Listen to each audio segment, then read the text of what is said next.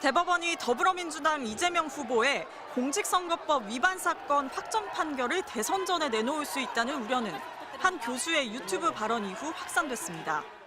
저는 큰 함정을 지금 파놓고 기다리고 있다고 생각을 해요. 제 생각에는 대법원이 상고이호서 제출을 기다리지 않고 바로 판결을 할 것이다. 이미 사건을 들여다본 뒤 유죄 취지로 사건을 돌려보낸 만큼 대법원이 피고인의 재상고에 특별한 이유가 없다며 상고 이유서 제출 여부와 무관하게 결론을 내릴 수 있다는 주장입니다. 하지만 이 후보가 파기환송심 결론에 불복해 재상고할 경우 7일 만에 확정 판결을 내놓는 건 법적으로 불가능합니다. 형사소송법상 피고인은 상고 제기 기간 7일, 상고 이유서 제출 기간 20일 등 총 27일을 보장받기 때문입니다. 대법원에 이어 파기환송심 재판부 역시 빠른 속도로 재판을 진행하고 있기는 하지만 대법원이 법을 어기면서 판결을 내리는 건 불가능하다는 게 법조계 중론입니다. 천대엽 법원 행정처장 역시 피고인의 권리는 보장돼야 한다는 점을 강조한 바 있습니다. 법에 정해진 상고 이유서 제출의 기회는 보장이 되어야 되는 것이 원칙이라고 저는 알고 있습니다. 다만 천 처장의 발언에도 불구하고 다소 극단적인 시나리오에 대한 우려마저 현실화하고 있는 상황. 대법원이 전례 없는 일들을 벌이고 있기 때문에 많은 법률가들이 의심하고 있다는 그거는 거의 분명한 것 같아요.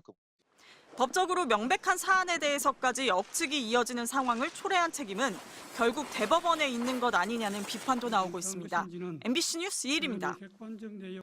더불어민주당 윤호중 선대위 총괄본부장이 휴일 오전 기자간담회를 자청했습니다.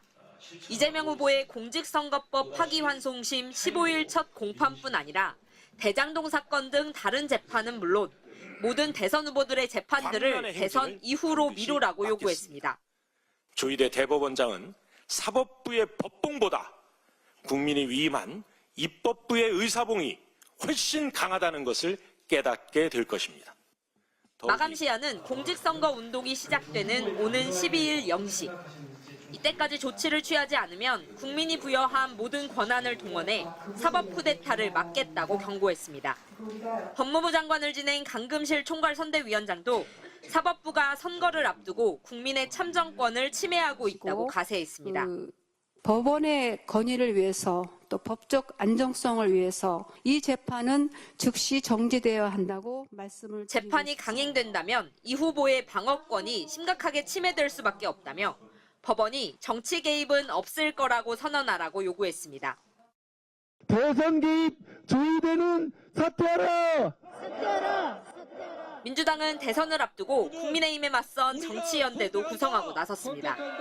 조국혁신당은 특히 대법관 10명의 무더기 탄핵까지 거론하며 압박 수위를 높였습니다.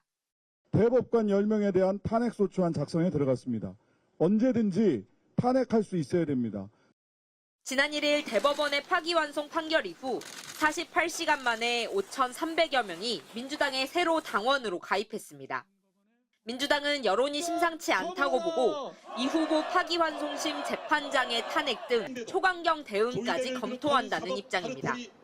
민주당 의원들은 연휴가 끝나면 서울고법 앞에서 릴레이 규탄 회견 등 여론전과 법원 압박을 이어갈 계획입니다. MBC 뉴스 신수아입니다. 파기환송심에서 무죄를 선고할 가능성도 일각에서 나오고 있긴 하거든요. 이 얘기는 어떤 건가요? 네, 서울고법이 파기환송심에서 무죄를 선고하면 검찰이 재상고를 하게 될 텐데요. 네. 검찰이 선고 즉시 상고를 제기하면 대법원 최종 선고에 걸리는 시간이 단축될 수 있다는 논리입니다. 네. 대법원이 재상고심에서 유죄로 결론을 바꿔서 파기 재판을 하면 벌금 100만 원 이상이냐 미만이냐에 따라 이 후보의 대선 출마가 결정된다는 겁니다. 물론 법조계에선 이 가능성 역시 극히 낮다고 입을 모읍니다. 법원 조직법에는 하급심은 상급심의 판단에 기속된다고 되어 있거든요. 그래서 새로운 증거가 나오지 않는 한 파기환송심 무죄 가능성은 매우 낮습니다. 만약에 새로운 무죄 증거가 제시된다면 또 그걸 따져볼 시간이 들죠. 결국 어느 쪽이든 대선 전 확정 판결은 어렵다는 결론에 이르는 겁니다. 사법부에 대한 불신이 팽배해지면서 혹시 모를 가능성에도 주목하게 된 거라고 봐야 될 것 같습니다. 자, 결국 우선 서울고법의 재판 절차 진행, 이게 어떻게 될지, 또 판결이 언제 나오는지 이게 관심인데 여기에 또 변수도 있잖아요. 네, 파기환송심 첫 공판은 15일입니다. 피고인 소환장을 직접 받지 못하거나 받았다고 하더라도 이 후보가 첫 기일에 나오지 않으면 일단 재판은 미뤄집니다. 네. 선거 운동 때문에 이동이 잦은 이 후보가 직접 소환장을 받기가 쉽지 않을 수 있다는 점이 1차적인 변수가 되겠고요. 또 하나의 변수는 이 후보가 기일 변경을 신청하는 경우입니다. 이 후보 측이 첫 기일을 연기해달라는 기일 변경을 신청을 할 경우에 재판부가 이를 받아들일지 여부도 중요하다는 건데요.